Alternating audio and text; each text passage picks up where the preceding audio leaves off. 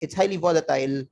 A lot of the projects and the metaverses will not do very very well in the next 10 years. The same thing that's happening in crypto and in NFTs, that if a lot of tokens are down 95% and not going up, expect that also in NFTs and the metaverse.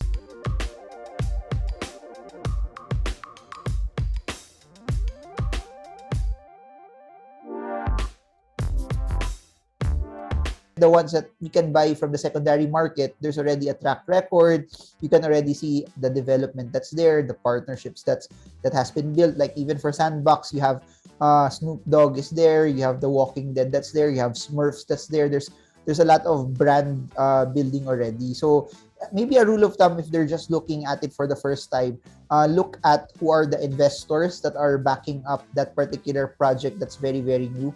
If there's a lot of institutional investors that's there, those large institutions would vet the project very, very well. I guess it's just like buying a lottery ticket, no?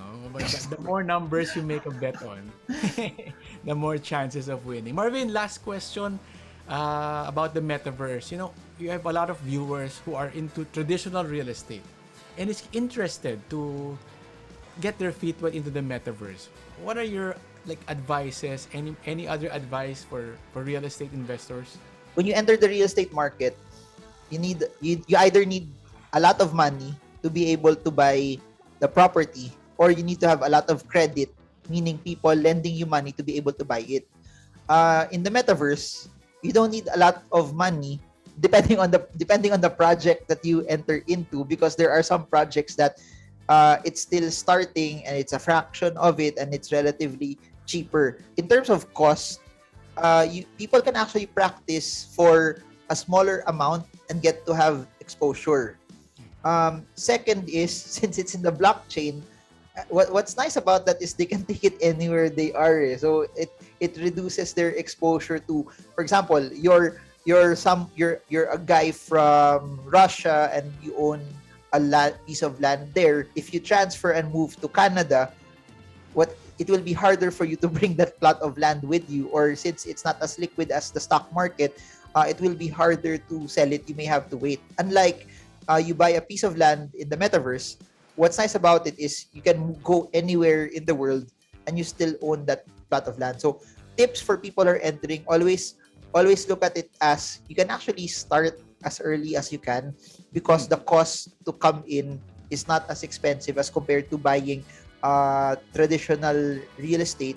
You don't need to have a lot of credit, and since it's portable, it's easier for you to buy it. Unlike traditional, that do I buy in LA or do I buy in Atlanta, because you're physically connected to it. For this one, once you know it's a good project, it's easier for you to purchase without thinking where will you be 3 years from now, 4 years from now. And lastly, spend a lot of time to just study it and research, because it's highly volatile.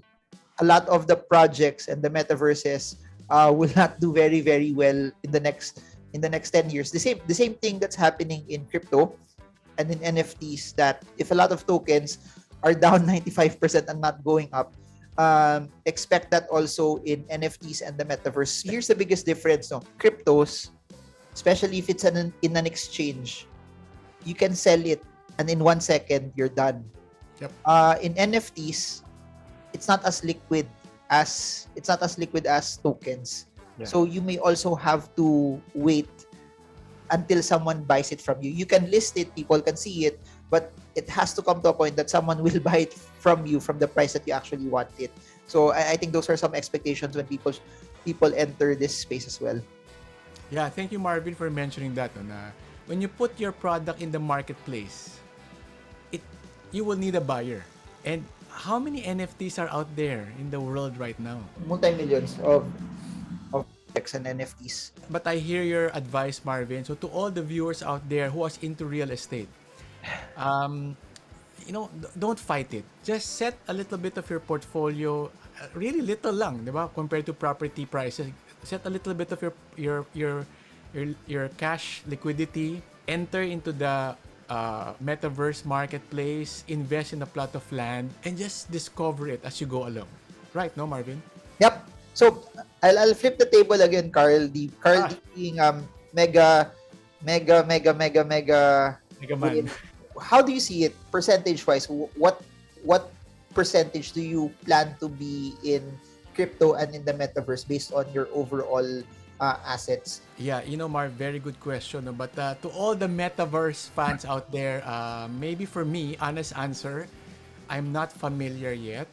So I will just maybe start with the bare minimum, get myself familiar first with the process. And once maybe I experience some profits, that will build more confidence for me to enter. Okay, Is that a good strategy, Marvin? What do you think? Okay, yeah, start small, then when you get confident, you keep on adding based on the level of experience that you have. Very, very good. That's why you take the big bucks, Carly. And I also want to share, guys, so that 7 months ago, Marvin encouraged me to he guided me to get my wallet started, and buy my first coin. He taught me how to change fiat to crypto. And what I can say is, I may not be as wealthy as Marvin today from 7 months ago, but definitely the knowledge and the skill, the mind skill is very different if your feet is wet. You can really test the waters if you're inside this world. So I encourage everybody, let's go at it together. Before I end, Carl D, let's do lightning round with you. 2 items. Pick one that you want. Okay, ready? Okay. Okay, Bitcoin, Ethereum. Ethereum, Cardano, Polkadot. Polkadot. Avalanche, Solana. Not familiar, but Avalanche sounds promising. Decentralad, Sandbox. Sandbox because of the Netflix show. What's that show again? It's just a more Squid Games. not Squid Game, the show in Netflix that has Sandbox, so it's more familiar to me. 1,000 Bitcoin without love life. 1 Bitcoin with love life. Of course, you need a love life because that's part of life. It's gonna be lonely if you don't have a love life to share your moments with. But only 1 Bitcoin 1 Bitcoin. versus 1,000. Can you buy? I think 1,000 Bitcoin can buy you a lot of things, including love life. Afterwards.